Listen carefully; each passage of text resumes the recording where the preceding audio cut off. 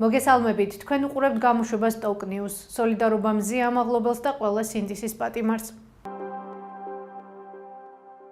ადიგენის მუნიციპალიტეტის სოფელ არალში მცხოვრები უჩა ჩილინგარაშვილი საპროტესტო აქციებში მონაწილეობისთვის სამჯერ დააჯარიმეს. თბილისში მას გზის გადაკეტვას ედავებიან. უჩა ჩილინგარაშვილი გვეუბნება, რომ დღეს ამის შესახებ ინფორმაცია თვითონ მოიკითხა და შინაგან საქმეთა სამინისტროდან არც მას და არც მის ოჯახის წევრებს არავინ დაკავშირებიათ. ჩილინგარაშვილს საგამოძიებო უწყება 14, 16 და 23 თებერვალს პარლამენტის მიმდებარე ტერიტორიაზე გზის გადაკეტვას ედავებიან. იგი გვეუბნება, რომ 15,000 ლარის გადახდის შესაძლებლობა არ აქვს და გასაჩივრებას აპირებს. რის გულიზე მიწერენ 5,000 ლარი ჯარიმას, რითი უნდა გადავიხადო? რითია საშუალება? მე არანაირი საშუალება არ მაქვს. მე ეს 5,000 ლარი გადავიხადო. არ მეკუთვნის ეს ჯარიმა არანაირად.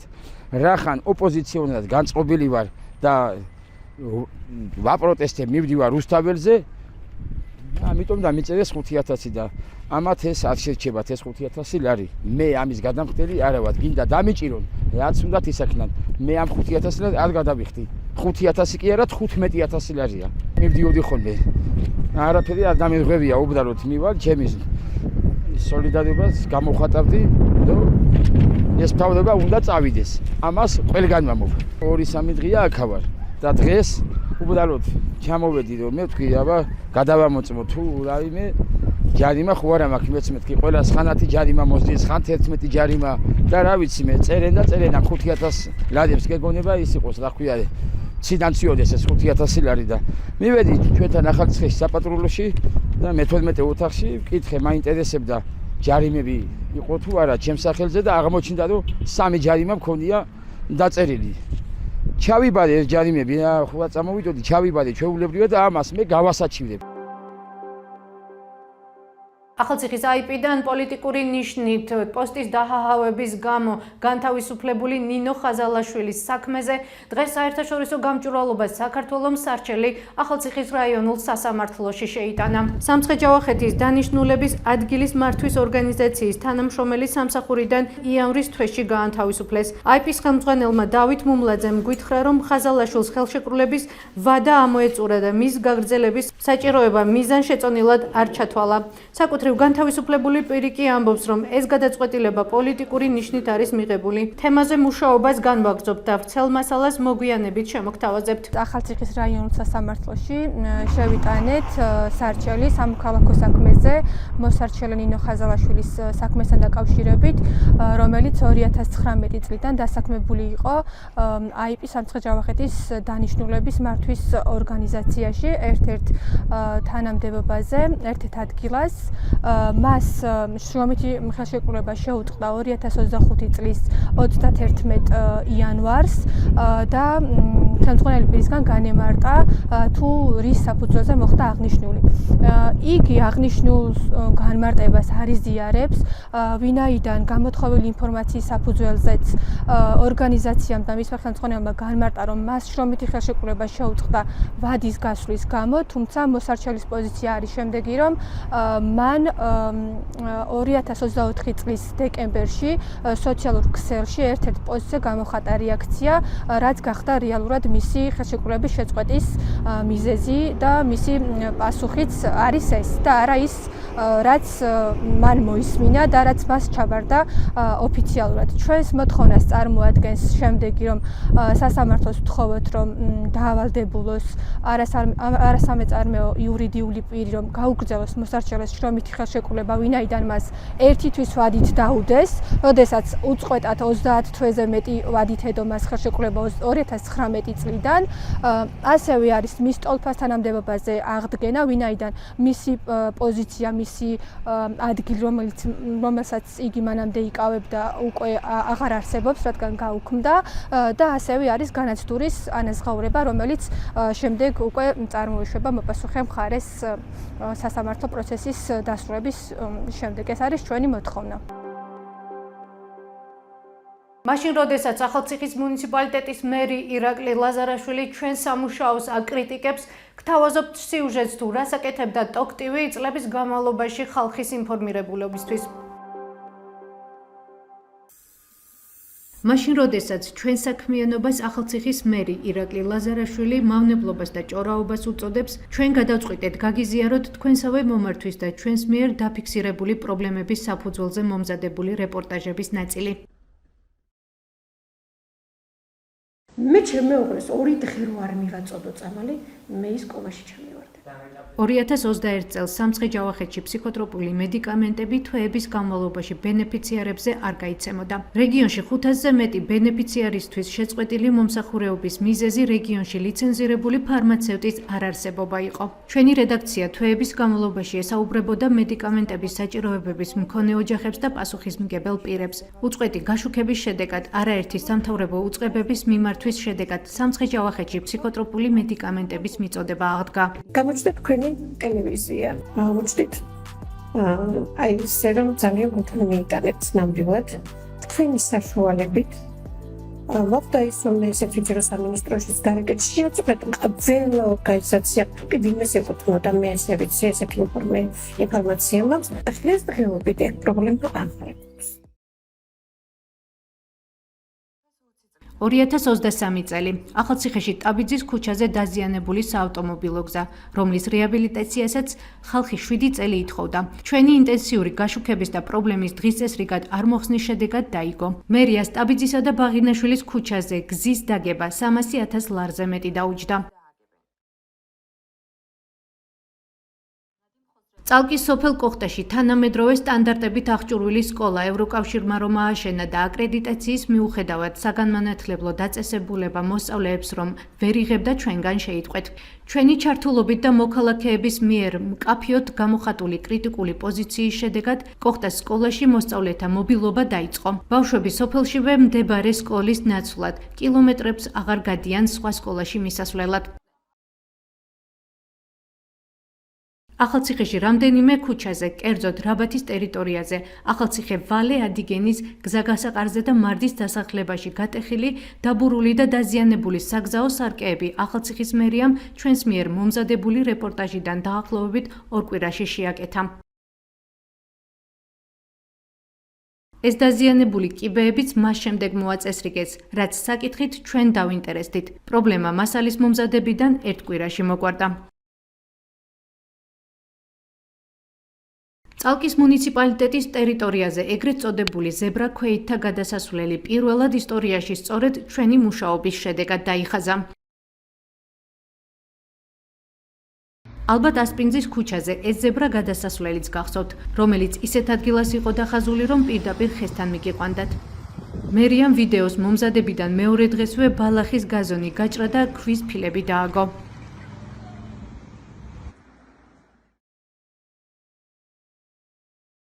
ჩვენი მედიით შეიტყვეთ წალკაში კულტურული მემკვიდრეობის უნიკალურ სოფლიო მასშტაბის ძეგლების შესახებ, რომელთა დიდ ნაწილსაც კულტურული მემკვიდრეობის ძეგლის სტატუსი ამ დრომდე არ აქვს და რომლებიც ნადგურდება. პეტროგლიფები იშლება, მენჰირები იქცევა, ყორღანები იძარცვება, პირველი იარაღის საწარმო ინგრევა და აღმოჩენილ დარანებს ისევ მიწა გადააყარეს.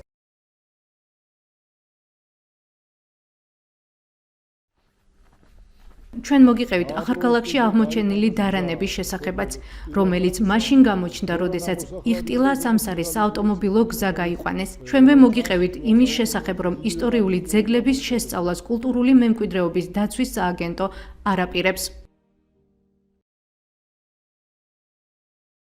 ტოქტივის მიერ მომზადებული სიუჟეტით შეიტყო ახალციხელებმა ახალგაზრდა გიორგი ვარდიძის ბიზნესის ახალი პურის საცხობის შესახებ, სადაც მესხურ ტრადიციულ საფუარზე დამზადებული მესხური პურის რამდენიმე სახეობის დაგემოვნება შეგიძლიათ.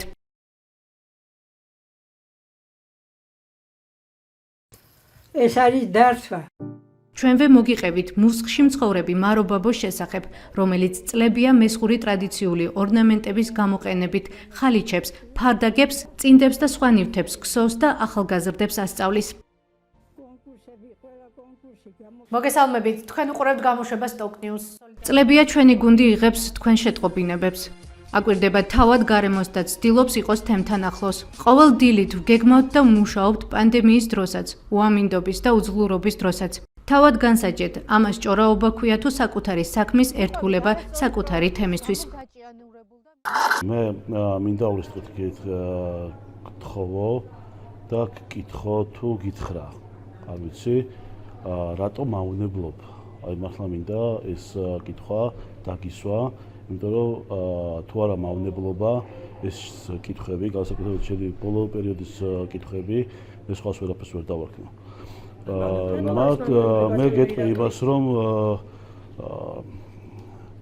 ვიცით რომ ხართ მხარე, მუდმივად ცდილობ დისკრედიტაციას და ზოგადად არ გირჩევ იმ მხარეს დგომას, რომ მხარესაც ეს ფსევდოლიბერალები, კომუნისტები ყოველ ცდილობენ რომ ააშენონ სოციალიზმი, მაგრამ ვერაფერი ვერ გამოსდით და ყოველთვის მე გეტყვი იმას, რომ ისტორიის პერიოდში ყოველთვის კომუნისტებიც, ფსევდოლიბერალებიც აუცილებლად პოლიტიკურ ნარჩენების შეკრებ ადგილზე ხვდებიან ხოლმე და ამიტომ ვთხოვ რომ სწორ ადგილზე დადგე. ეხლა კი ტრადიციულად გიტოვებთ ამბებს ოკეანეს მიღმა მეტი და დეტალური ინფორმაციისთვის ეწვიეთ ჩვენს ვებგვერდს TokTV.gr და Facebook გვერდს TokTV. გმადლობთ რომ გვიყურებთ. ბედნიერ უქმეებს გისურვებთ.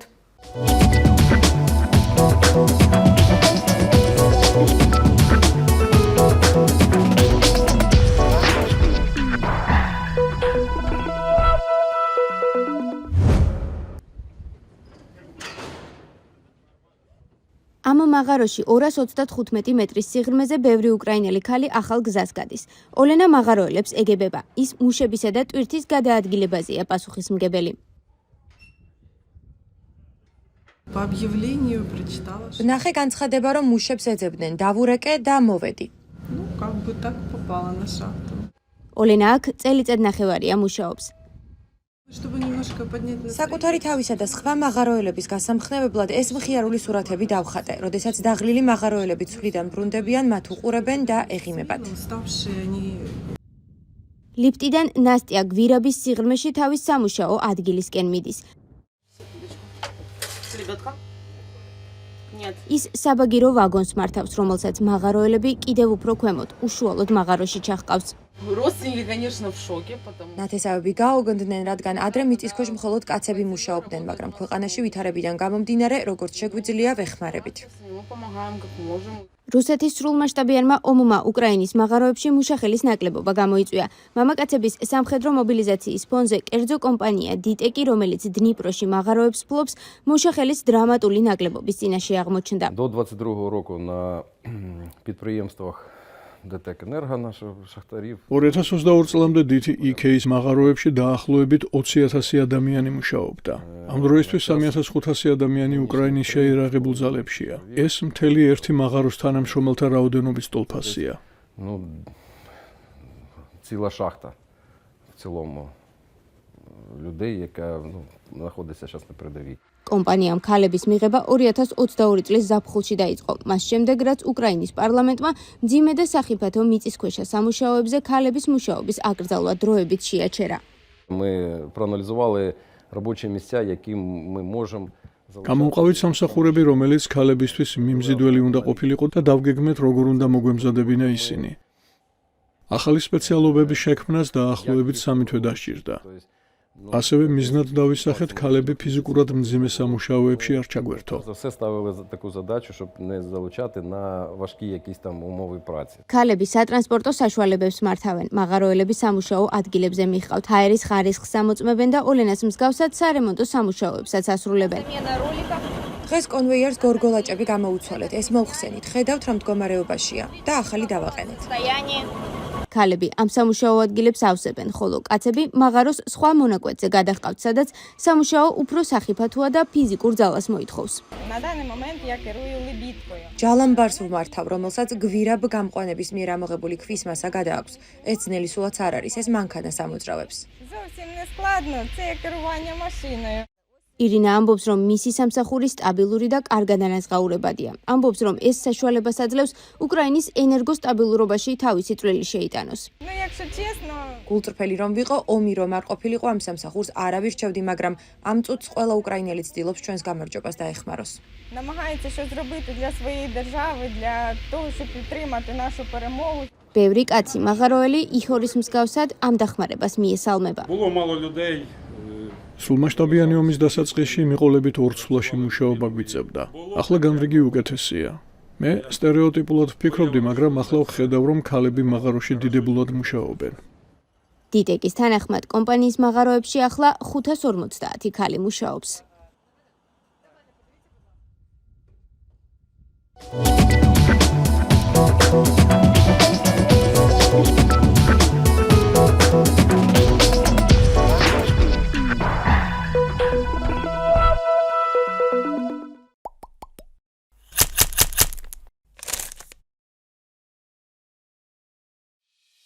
İnvent qrupu Gürcüstan bazarında 23 ildir fəaliyyət göstərir. Onun fəaliyyəti baytarlıq məhsullarının istehsalını və xidmətlərini əhatə edir. Rustavi şəhərində İnventin yeni filialında sizə aşağıdakı məhsullar təqdim olunur. Baytarlıq preparatları və biopreparatlar, heyvanlar və quşlar üçün kombinə edilmiş yemlər və konsentratlar, itlər və pişiklər üçün yüksək keyfiyyətli qida məhsulları, zooloji aksesuarlar, heyvanlara qulluq vasitələri. İnvent baytarlıq sahəsində aparıcı şirkətdir. Rustavi filialına gələn müştərilərin heyvanlar üçün ən keyfiyyətli qida məhsulları, konsentratlar, preparatlar və aksesuarlar ala bilərlər. Rustavi filialı İstanbul bazarı ərazisində yerləşir.